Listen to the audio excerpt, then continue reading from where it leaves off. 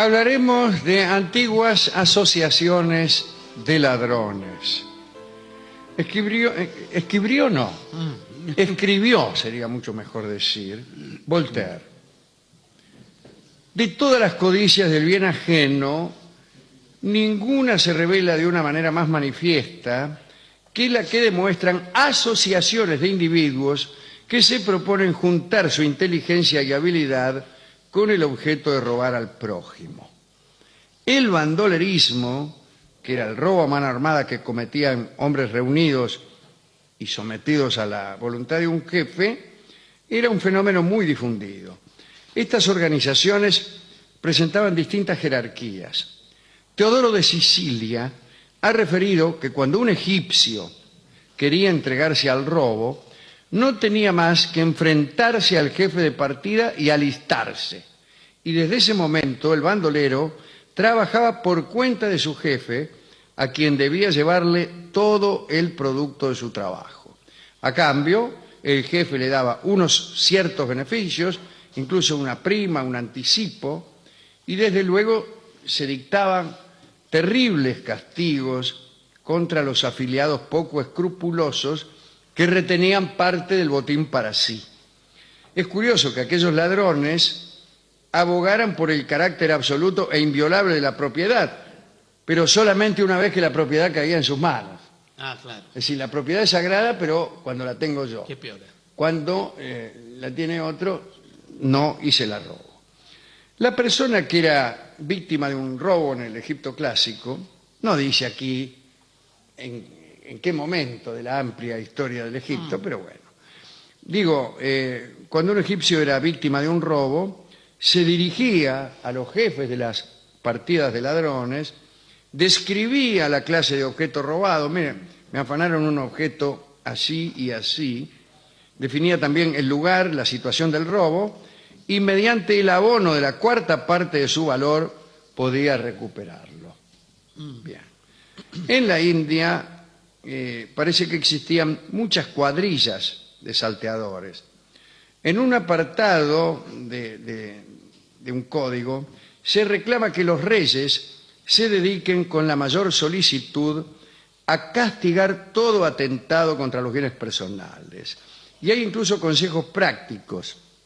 Se aconseja a las autoridades mandar espías que se finjan ladrones y se hagan sus socios para luego desenmascararlos.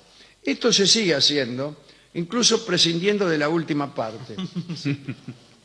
Van los tipos y hacen sus socios y luego se olvidan de desenmascararlos. Borges ha señalado en aquel ensayo, Evaristo Carriego, el asco que el argentino de aquella época sentía por esta clase de alcahuetes, a saber, los que se hacían amigos de los chorros para luego delatarlos.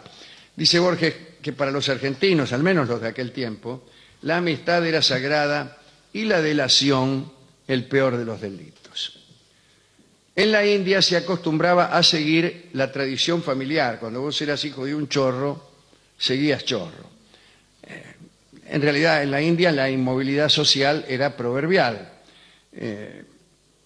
Y bueno, había muchísimas bandas de familias famosas de ladrones en la India. Cito algunas: los Badak, los Sotoya, los Molungi de Bengala, los Ramosi de Bombay y los Karak Bandhu.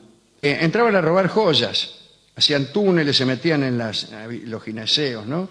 Robaban cinturones, fajas, broches con piedras preciosas, turbantes con rubíes, bueno. Los mejores ladrones eran los que eran capaces de robar sortijas o collares a las niñas que dormían.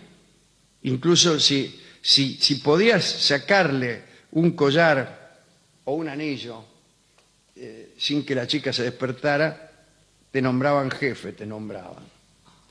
Cuando una expedición tenía por objeto desvalijar una caravana, algunos ladrones hindúes se fingían árboles. ¿Y cómo hacían? Se tendían en el suelo, colocaban en actitudes forzadas, de manera que sus miembros nervudos y retorcidos ofrecían, vistos de lejos, el aspecto de árboles. Con unas cuantas hojas que se ponían encima, la ilusión, bueno, era completa. Y así permanecían inmóviles hasta que pasaba la caravana, Claro, y ahí. les prevenía y ahí decían las siguientes palabras: ja, ja, ja, no soy un árbol, sino un ladrón. Algunos continuaban con el discurso en este mismo sentido. En Roma, en el Palatino, había en principio ladrones. El Palatino era un lugar lleno de ladrones a quienes Rómulo dio asilo y protección. Los bandoleros romanos, llamados crazzatori, vagaban por los caminos públicos y desvalijaban a los viajeros. En los primeros tiempos del imperio la gente contaba anécdotas o atribuía a los bandidos ciertas delicadezas. Se cuenta que una vez el gramático Palemón cayó en manos de unos bandidos que inmediatamente lo dejaron libre cuando supieron que era gramático. Esta declaración poco efecto causa ante los malhechores actuales. Por mucho que uno le diga que es Horacio González, no dejarán de robarlo. En la China imperial existían cuadrillas que robaban e incendiaban.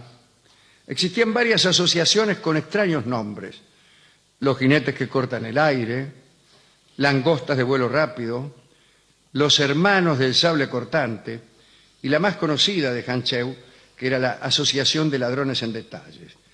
Estos últimos registraban los bolsillos de los viajeros sin atentar contra su vida. Y tenían corresponsales en todos los distritos de la ciudad encargados de su relación con el público. Y el robado podía recobrar el objeto mediante el pago de una cantidad que nunca excedía el tercio del valor del objeto, un poco más caro que en el Egipto. Otra cuadrilla muy popular era la Sociedad de los Burros Comerciantes en Sal. Eran falsos trabajadores que llegaban de improviso a las poblaciones donde hubiera un depósito de sal y lo afanaban. En Francia, cuando Felipe Augusto emprendió la expedición a Tierra Santa, las cruzadas, Felipe Augusto era aquel rey que se quedó canoso de un saque en las cruzadas, mitad por un disgusto. La devastación llevada a cabo por bandas de ladrones llegó a tal extremo que el rey mandó inventar un castigo. A todo hombre convicto de robo se le untaba la cabeza con alquitrán, se lo cubría con plumas, se lo abandonaba en medio de la nada para que muriera miserablemente. Mucho trabajo de gusto, ¿no? Francisco I, mucho más tarde, Francisco I de Valois, ya a principios del siglo XVI, cansado de que sus enviados fueran atacados en el bosque de Saint-Germain, dispuso redondamente la pena de muerte para quienes hicieran bandas de ladrones o asesinos. En tiempos de la Revolución Francesa había asociaciones de ladrones conocidos con el nombre de chauffeurs, es decir, calentadores. Te atacaban a la orilla del Sena, se los llamaban calentadores porque te obligaban a entregar todo y si no te quemaban las patas con una antorcha. Qué ridículo, ¿no? Bueno, los viajeros de los caminos de Inglaterra temblaban ante un posible encuentro con Dick Turpin. Sin embargo, estos viajeros tenían miedo de perder su dinero, pero no su vida, porque casi todos los bandoleros de aquella época eran hombres galantes. Más que ladrones comunes, parecían ser nobles caballeros que estaban pasando por una mala época. A lo largo de los años, un aura de misterio, encanto y glamour rodeó a estos bandoleros de la noche. Y el más famoso fue Turpin. Había nacido en 1705 en Essex. A los 16 años fue enviado a Londres como aprendiz en un saladero de carne. La ciudad lo perturbó, se enamoró de una muchacha de la nobleza llamada Christine Lace y para conquistarla le compró un collar de diamantes con plata que robó del saladero. La muchacha quedó muy agradecida, pero Turpin debió huir de Londres. Después se dedicó a vender cadáveres a médicos y universidades. No iba muy bien en el negocio y entonces se volvió ladrón de casas, fue contrabandista, cazador furtivo, salteador de caminos. Y en 1736 formó una de las sociedades más famosas de todas las épocas, los Caballeros del Camino. Cuando se acercaba un jinete a una carroza, Turpin se acercaba y decía: haced el bien de prodigar a este caballero todo lo que os acompaña, abandonadlo todo hasta donde el pudor os detenga. Ah, qué bien, qué educado. Sí, a gusto que te lloreen, loco. Turpin no robaba a las mujeres que andaban sin compañía. Se transformaba en ese caso en el más galante de los hombres, las acompañaba junto con sus bandoleros hasta la entrada de algún pueblo y muchas mujeres salían por los caminos nada más que para buscarlo.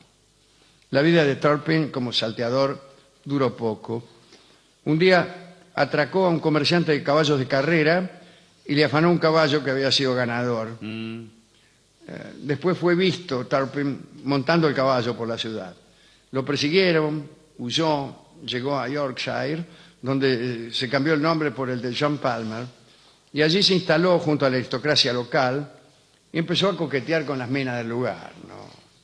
Cierta noche hubo un banquete y Turpin comenzó a la salida del baile a disparar sus pistolas por la calle. Estaba medio mamado, me imagino. Y lo apresaron por eso, por pasar al galope delante de la comisaría. Estando en el calabozo, temiendo que se descubriera su verdadera identidad, ya que lo estaba buscando toda la cana, decidió escribirle a un pariente para que le enviara algún dinero para su fianza. Pero mire qué mala suerte, el tipo del correo, el administrador del correo, llamado James Smith, era maestro de escuela y había sido maestro de Turpin. Y le reconoció La letra. la letra. Reconoció la letra de su antiguo alumno e informó el asunto a la policía. Turpin fue enviado a la horca. Mientras esperaba su ejecución en la prisión de York, era visitado por centenares de jovencitas que lo saludaban. ¡Ay, ay! Finalmente, la mañana del 7 de abril ¡Uy, qué feo! ¿No? de 1739 lo ejecutaron, tenía 34 años. Esta es una historia que he contado de varios ladrones, dedicado a las familias famosas de ladrones y a aquellos que todavía, ya que encima nos roban, por lo menos nos tratan bien. Qué lindo ese ladrón que dice si no le molesta. Claro, con permiso, lo voy a saltar este paquete de pastillas para el nene. Es así, ¿no? Fuimos a la discoteca a pedir un disco sobre ladrones, pero el tipo me dijo que lo habían afanado, Señor. que se habían llevado todos los discos. ¿Y no le quedó nada? Le quedó uno solo Y bueno. y me lo dio, y es este que vamos a escuchar ahora.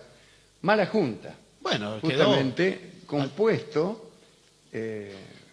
en conmemoración de todos estos ladrones que hemos... No sé si está compuesto... Estoy seguro de esto. No hay constancia. No. Pero una intuición de Pato Vica me dice que efectivamente es así como le digo yo, que no sé cómo es. Horacio Salgán toca este bello tango de Julio De Caro que se llama Mala Junta.